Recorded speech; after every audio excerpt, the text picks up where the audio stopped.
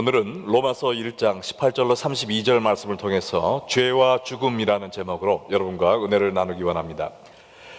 로마서 앞부분에서 그리스도의 종들은 모든 민족에게 복음을 전할 사명이 있다라고 외친 바울은 이제 로마서의 본격적인 본론으로 들어가서 우리가 외쳐야 될 이 복음이 과연 무엇인가에 대해서 설명을 하기 시작합니다.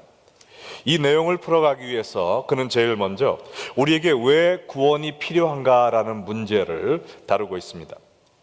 여러분이 보석상에 가시면 다이아몬드의 영롱한 그 아름다운 찬란한 빛을 잘 보여주기 위해서 까만 벨벳 천 위에다가 다이아몬드를 전시해 놓은 것을 보셨을 것입니다. 이와 같이 우리도 모든 믿는 자에게 구원을 주시는 하나님의 복음이 얼마나 귀한 것인 것을 알기 위해서는 먼저 우리가 얼마나 흉악하고 추악한 죄인인 것을 깨달아야 됩니다. 그래서 바울은 복음에 대해서 설명하기에 앞서서 이방인들은 왜 죄인인가? 또 유대인들의 죄는 무엇인가? 또 왜 온 인류가 하나님의 형벌을 피할 수 없는 극악무도한 죄인인가에 대해서 이야기를 해주고 있습니다. 마치 법정에서 증거를 들이대면서 피고의 죄를 고발하는 검사처럼 사도 바울은 이 세상 모든 사람들이 왜 하나님의 진노 아래에 있는 죄인인가 하는 것을 밝히고 있습니다. 오늘의 본문인 로마서 1장 18절로 32절에는 이방인의 죄에 대해서 나열을 하고 있는데요, 다시 말해서 하나님을 믿지 않는 불신자들이 왜 지옥에 갈 수밖에 없는 죄인인가에 대해서 설명해 주고 있습니다. 우리가 지난주에 본 것처럼 로마서 1장 17절까지는 하나님의 의에 대해서 얘기를 했는데 오늘 18절부터는 하나님의 진노에 대해서 경고를 하고 있습니다. 18절 말씀에 보면 하나님의 진노가 불의로 진리를 막는 사람들의 모든 경건하지 않음과 불의에 대하여 하늘로서 나타나느니 그랬는데요, 이 하나님의 진노란 하나님의 영원한 지옥 심판을 의미하는데 이 진노의 대상이 누구인가?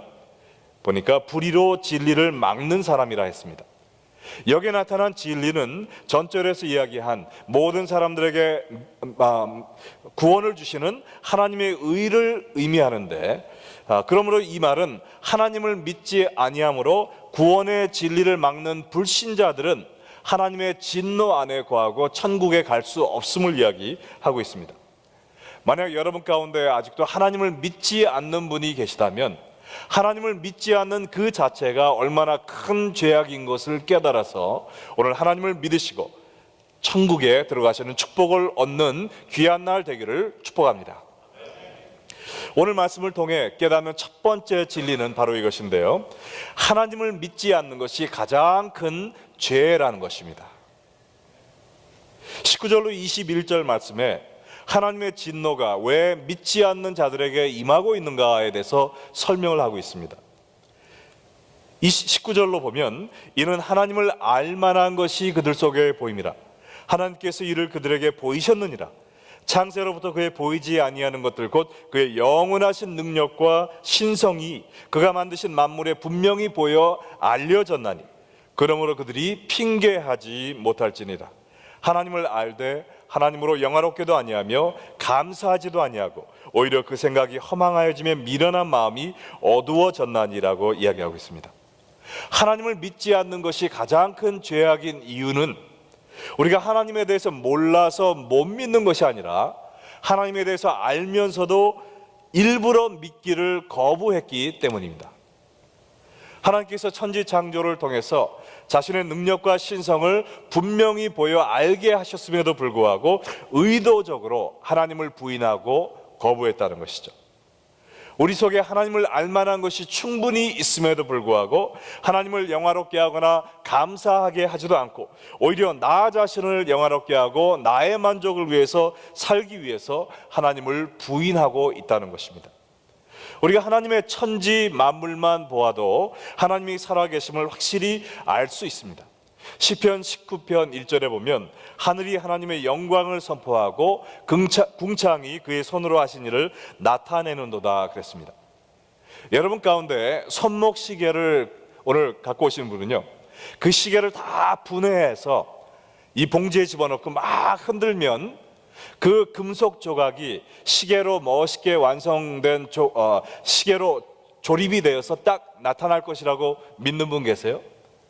그렇게 될 것이라고 생각하는 사람은 아무도 없습니다. 누군가가 그 금속 조각을 조립을 해야만 그 조각들이 시계로 재탄생하는 것입니다. 이렇게 작은 시계 하나도 그것을 조립하는 사람이 없이는 시계가 될 수가 없는데, 이 세상에는 모든 생물들 그리고 온 우주 만물이 창조주가 없이 어떻게 한번 가스가 펑 터지는 빅뱅을 통해서 이렇게 신묘막측하게 지어질 수 있을 수가 있겠습니까? 오로지 하나님만이 이 천지를 창조할 수 있으십니다.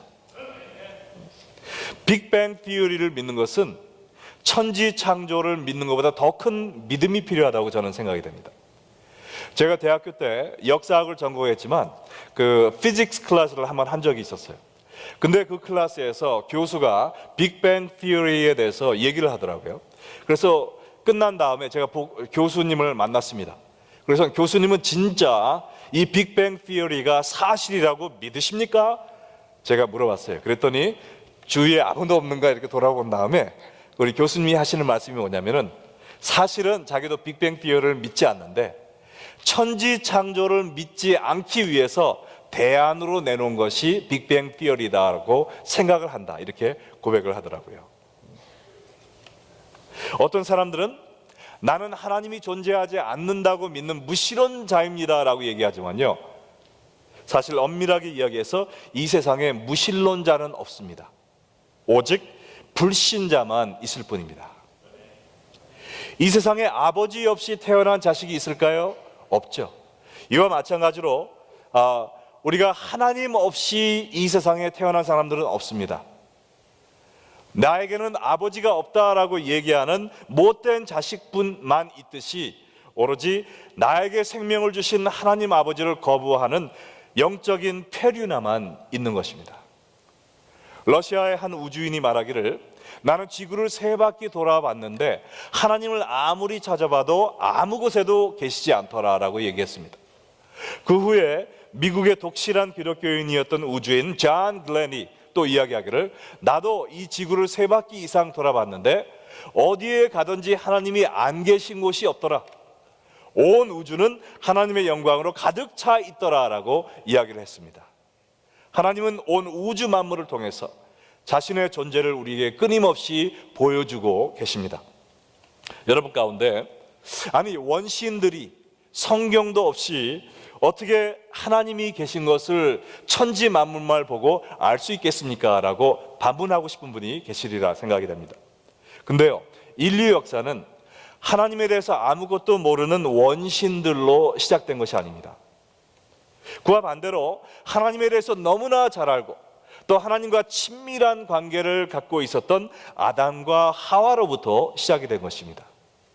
하나님의 놀라운 천지 창조의 역사를 그의 눈으로 목도하고 또 온 땅과 하늘에 충만한 하나님의 사랑과 영광을 피부로 느꼈던 아담과 하와가 하나님께 감사와 영광을 돌리지 않고 자신의 쾌락과 만족을 위해 하나님께 등을 돌렸을 때 이것은 하나님에 대한 반역이고 구태타였던 것입니다.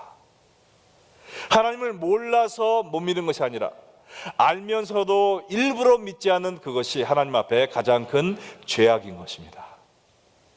아담 이후에도 동서고금을 막론하고 이 세상 모든 사람들은 본성적으로 하나님의 계심을 의식하고 살아왔음을 알 수가 있습니다. 인류 역사의 어느 시대를 보아도 인간은 항상 신의 존재를 의식하고 신상을 만들어 놓고 거기에 절을 하며 살았던 기록이 있습니다. 신을 의식하는 것은 본성적으로 인간에게만 주어진 하나님의 선물이요 하나님의 디자인인 것입니다. 여러분, 원숭이가 신을 섬기는 거 보셨어요? 강아지가 찬송가 부르는 거 보셨습니까? 이 신을 의식하는 것은 오직 인간만이 갖고 있는 하나님이 주어주신 축복인 것입니다. 그러나 하나님께 영광을 돌리기를 거부하고 내가 나의 하나님이 되어서 나의 뜻대로 사는 삶을 살다가 하나님을 부인하고 거부하는 것, 이 모든 것이 죄의 시작인 것입니다. 만약에 여러분 가운데 아직도 하나님은 안 계시다라고 이야기하는 분이 계시다면 오늘 구절을 통해 아무도 핑계치 못할지니라 라고 하신 말씀을 기억하면서 하나님의 존재에 대해서 좀 더 심각하게 그리고 좀 더 솔직하게 고민해 보시는 여러분 되시길 바랍니다. 하나님을 믿지 않는 그것 자체가 가장 큰 죄악입니다. 두 번째로 우리가 깨달아야 될 진리는 뭐냐면요, 하나님을 믿지 않을 때 우리는 우상 숭배와 타락에 빠진다는 것입니다. 로마서 1장 22절과 23절에 보면 스스로 지혜 있다 하나 어리석게 되어 썩어지지 아니하는 하나님의 영광을 썩어질 사람과 새와 짐승과 기어다니는 동물 모양의 우상으로 바꾸었느니라 얘기하고 있습니다. 우리는 하나님을 예배하는 자로 창조되었기 때문에 하나님을 섬기기를 거부할 때 하나님 대신 예배의 다른 대상을 만들어 놓고 우상 숭배를 할 수밖에 없습니다. 고대 로마, 이집트, 남미 인디안들처럼 하나님의 피조물에 불과한 해와 달을 만들어 놓고 섬기던 사람들도 많이 있었습니다. 또한 불교와 같이 사람의 모습을 가진 부처 상을 만들어 놓고 절하기도 합니다. 또 인도의 소, 태국의 코끼리, 그리고 미얀마의 원숭이처럼 동물을 섬기고 경배하는 사람들도 많이 있습니다. 옛날에 우리 조상들은 이 나무나 바위 앞에 엎드려서 냉수를 떠놓고 절을 하기도 했습니다. 정말 얼마나 어리석은 일입니까? 하나님이 다스리라고 주신 이 세상 만물을 앞에 우리가 머리를 조아리고 있다니, 동물과 곤충들에게 경배를 하고 있다니, 그것은 우리가 동물보다도 못하고 곤충보다도 못한 존재로 타락했다는 것을 이야기하고 있는 것입니다. 현대판 우상은 무엇일까요? 우리가 섬기는 것이 돈과 명예와 쾌락, 그리고 가장 큰 우상이 바로 나 자신이라고 믿습니다. 하나님을 경외하지 않고 순정하지 않고 나 자신의 명예와 부와 쾌락을 위해 절하며 사는 것, 이것이 하나님 보시기에 가증스러운 우상 숭배의 죄인 것입니다. 하나님을 믿지 않을 때 우리가 우상 숭배에 빠질 뿐 아니라 또한 성적인 타락에 빠진다라고 성경은 경고하고 있습니다. 26절과 27절에 보니까 이 때문에 하나님께서 그들을 부끄러운 욕심에 내버려 두셨으니 곧 그들의 여자들도 순리대로 쓸 것을 바꾸어 영리로 쓰며 그와 같이 남자들도 순리대로 여자 쓰기를 버리고 서로 향하여 음욕이 부릴 듯하며 남자와 남자가 더불어 부끄러운 일을 향하여 그들의 그릇 때문에 상당한 보응을 그들 자신이 받았느니라 그랬습니다. 하나님의 영광을 위해 살지 않고 나의 쾌락과 나의 만족을 위해 살다 보면 성적으로 문란한 생활에 젖어들게 돼 있습니다. 그리고 성적인 타락이 극에 달하면 그것이 바로 동성연애로 가는 것입니다. 불과 유황으로 멸망했던 소돔과 고모라에 그 동성연애가 만연했죠. 거기에 화석으로 돼 있는 사람들을 보면 동성연애 그 장면을 연출하면서 죽어간 사람들이 많이 있다고 합니다. 로마도 초대 14명의 황제 중에서 13명이 동성연애자였다는 연구 결과가 나와 있습니다. 콘스탄틴 황제가 기독교를 로마의 국교로 정하게 된 이유가 여러 가지가 있지만 그 중에서도 특별히 동성애로 썩어져 가고 있던 로마 사회를 치유할 방법이 기독교밖에 없었기 때문에 기독교를 택했다라는 기록도 남아 있습니다. 지금은 어떻습니까? 유럽이나 미국에 동성연애자들이 오히려 자랑스럽게 커밍아웃하는 때가 됐습니다. 우리 아들 대학교에 가서 이렇게 기숙사에 있을 때 한번 들어가 보니까 그 현관에다 큰 칠판을 놓고 사람들이 이름을 막 써놨더라고요. 그래서 우리 아들한테 야 저게 뭐냐 했더니 네 아빠 우리 기숙사에서 커밍아웃 하는 거예요.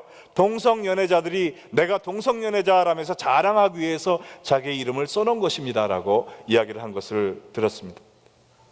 이제는 한국뿐만 아니라 이번 주에 나온 뉴스에 보면은 북한 군인들 사이에서도 동성연애가 이렇게 만연되어 있다는 뉴스까지 나올 정도로 동성연애가 널리 퍼져 있습니다. 소돔과 고모라가 하나님의 심판을 피할 수 없었듯이 동성연애는 하나님의 진노를 유발시키는 추악한 죄인 것을 깨달아야 될 것입니다. 요새는 교회 안에서도 동성연애가 죄가 아니고 우리가 받아들여야 될 노멀한 라이프스타일이라고 얘기하는 교단까지 생겨나는데 이것은 성경의 그릇된 가르침입니다. 성경에는 분명히 성적인 죄, 특별히 동성연애자는 하나님 앞에 가증스러운 죄라고 우리에게 이야기해주고 있습니다.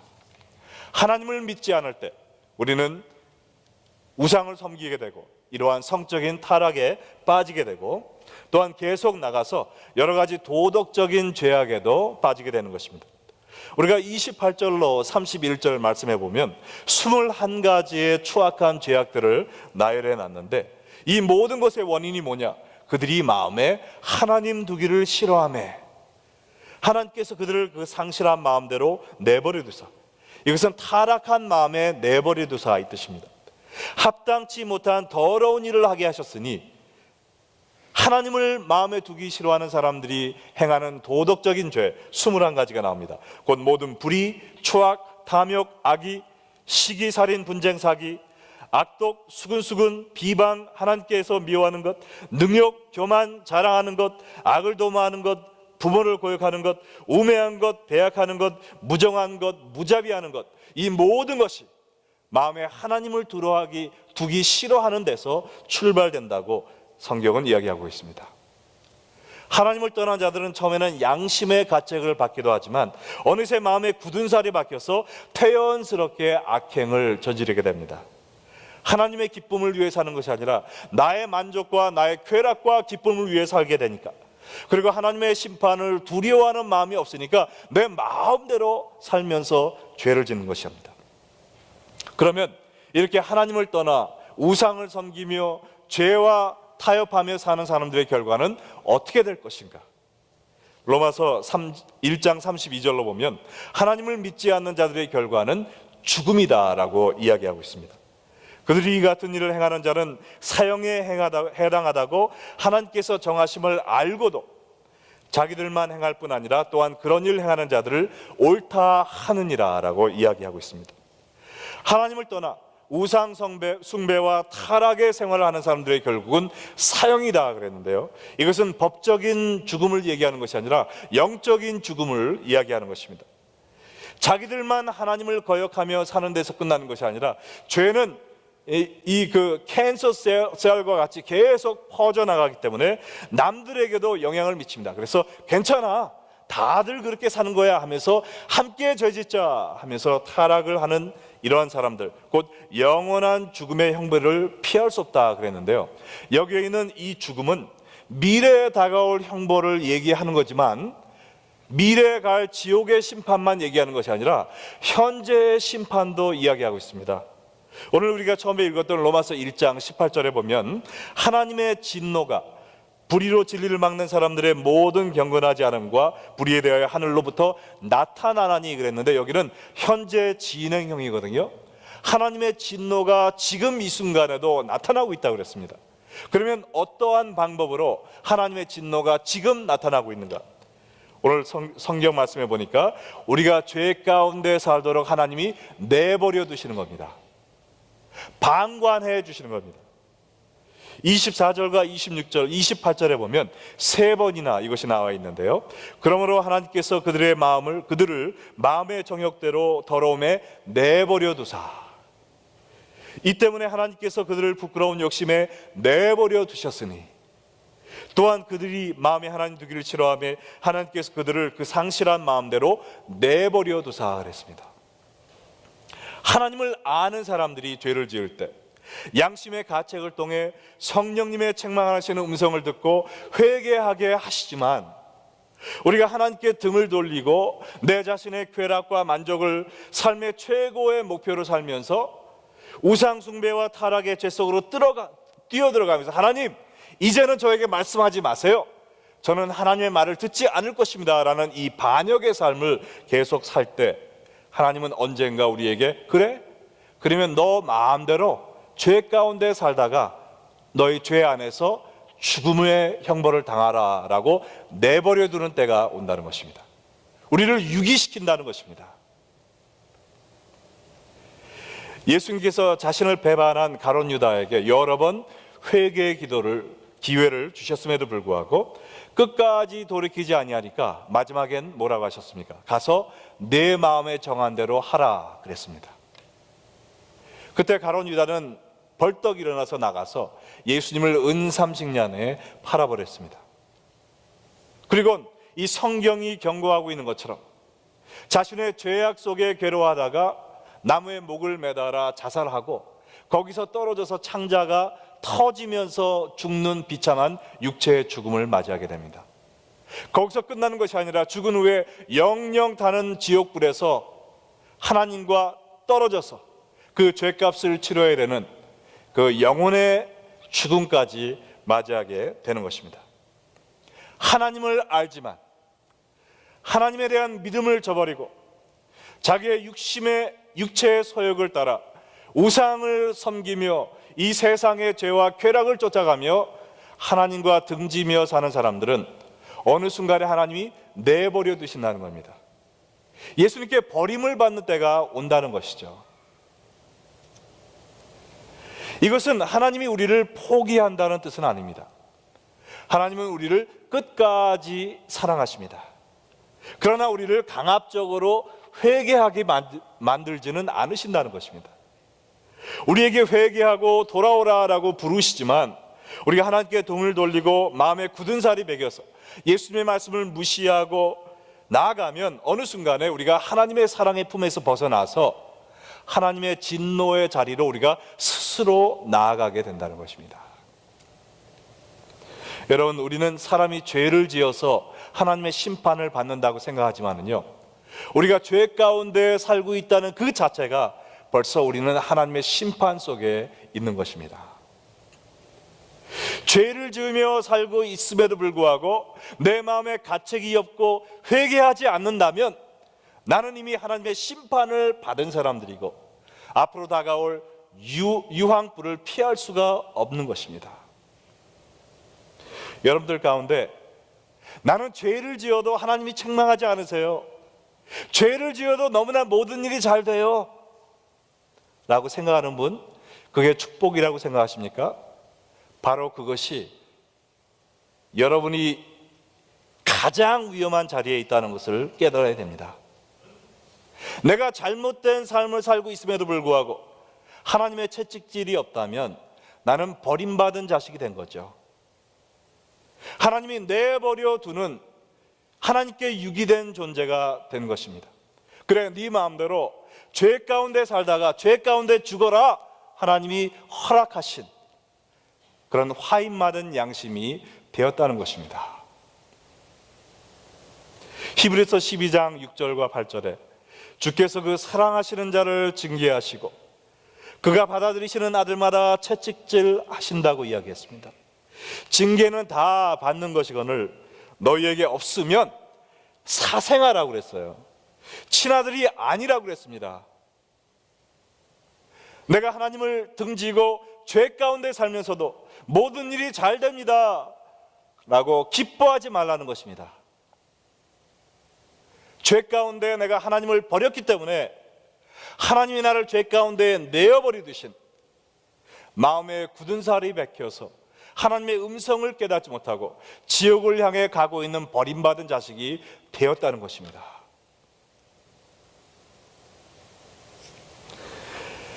오늘도 우리를 사랑하고 계시는 예수님은 우리에게 마가복음 1장 15절에 이렇게 얘기하고 계십니다. 이르시되 때가 찼고 하나님의 나라가 가까이 왔으니 회개하고 복음을 믿으라.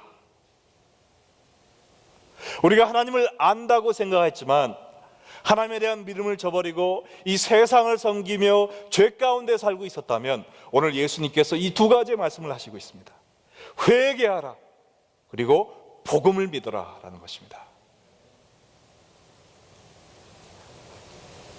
오늘 이 말씀을 통해 여러분에게 마지막 회개의 기회를 하나님이 주고 계신지도 모릅니다.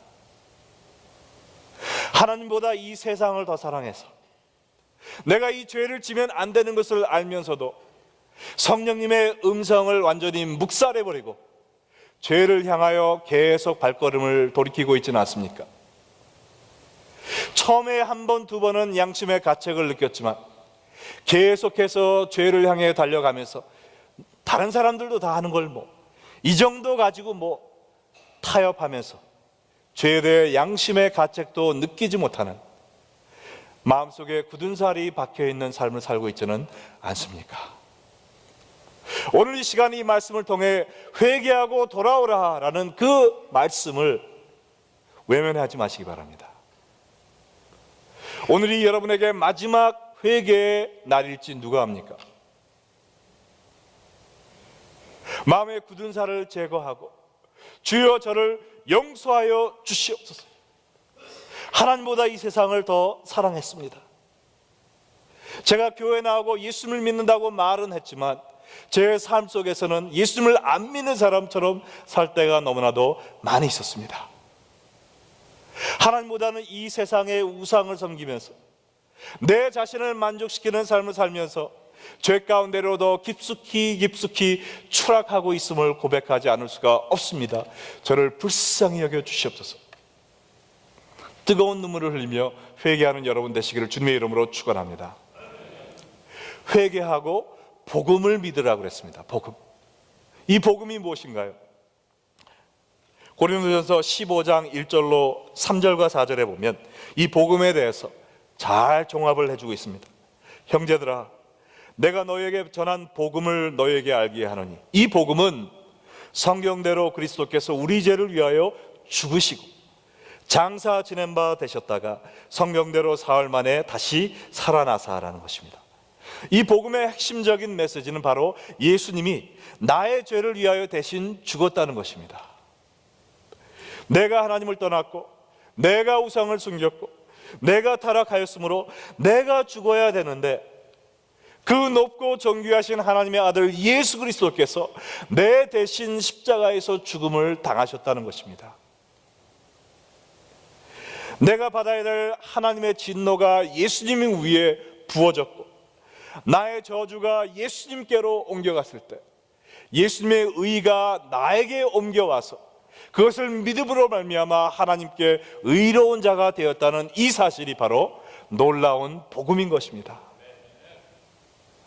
나의 공로로 구원을 받는 것이 아니라 나는 하나님 앞에 죄 지은 것밖에 없지만 나의 죄로 인하여 예수님을 십자가에 못 박았지만 하나님은 그럼에도 불구하고 나를 사랑하셔서 나 대신 자신의 아들을 희생시키셨다는 이것이 바로 십자가의 복음인 것입니다. 여러분, 이렇게 따지고 보면요, 하나님의 진노는 죄인들을 향하여 부어진 것이 아닙니다. 하나님의 진노는 오직 죄를 향하여 부어진 것입니다. 하나님은 죄인들을 끝까지 사랑하시되 자기의 아들을 십자가에 못 박게 하기까지 사랑하셨습니다. 그리고 죄인들에게 아직도 말씀하십니다. 너의 마음이 굳어져서 나의 음성이 들리지 않을 거기에 가지 말고 그날이 오기 전에 지금 내 음성이 세미하게라도 들리거든 회개하고 돌아와라. 이 복음을 믿어라. 너의 죄는 내 아들이 그의 죽음을 통하여 이미 다 담당하였노라. 너희들이 회개하고 내 아들 예수 그리스도를 믿기만 하면 그의 의가 너의 의가 되어서 너희가 용서받고 구원받고 하늘의 축복을 영원토록 누릴 수 있노라 라고 외치고 계시는 것입니다. 죄를 미워하시는 하나님, 그러나 죄인은 끝까지 사랑하십니다. 여러분, 이 하나님의 음성이 들리십니까? 이 음성이 들리시면 회개하고 주께로 돌아오시기 바랍니다. 예수님이 나를 위해 돌아가셨다는 이 사실을 믿으시기 바랍니다. 그 사실을 믿으시고 이제는 우상을 섬기는 삶이 아니라 오로지 하나님의 영광과 기쁨만을 위하여 사는 삶을 사시기 바랍니다. 죄와 타락을 향하여 가던 발걸음을 돌리셔서 하나님의 기쁨과 하나님의 하나님께 찬양을 드리는 삶을 위해 뛰어가시기 바랍니다. 그러면 정말 하나님께서 예비하신 이 구원의 축복, 복음의 감격, 하늘의 기쁨을 오늘 맛보며 주와 함께 사실 수 있을 것입니다. 여러분, 어떻게 하시겠습니까? 계속하여 하나님을 믿지 않고 우상을 섬기며 이 세상에 죄를 지으며 타락한 삶을 살다가 영원한 죽음을 향해 가시겠습니까? 아니면 이 시간 오늘 이 복음의 메시지를 듣고 주여 저를 용서하여 주시옵소서 회개하며 주님께 돌아와 이 복음을 받아 듣고 하나님을 믿고 섬기는 삶을 사시겠습니까? 선택은 여러분이 하시지만 선택에 대한 결과는 이미 정해졌습니다. 죄와 우상을 선택하면 영원한 죽음이 여러분 앞에 있을 것이고, 그러나 회개와 복음을 믿는 선택을 하시면 여러분 앞에 영원한 생명이 천국에서 또 지금부터 여러분을 기다리고 계실 것입니다. 들으신 말씀을 생각하시면서 오늘 주 앞에 우리의 기도를 통해 우리의 헌신을 표현하는 시간을 갖겠습니다. 우리 다 같이 기도하시겠습니다.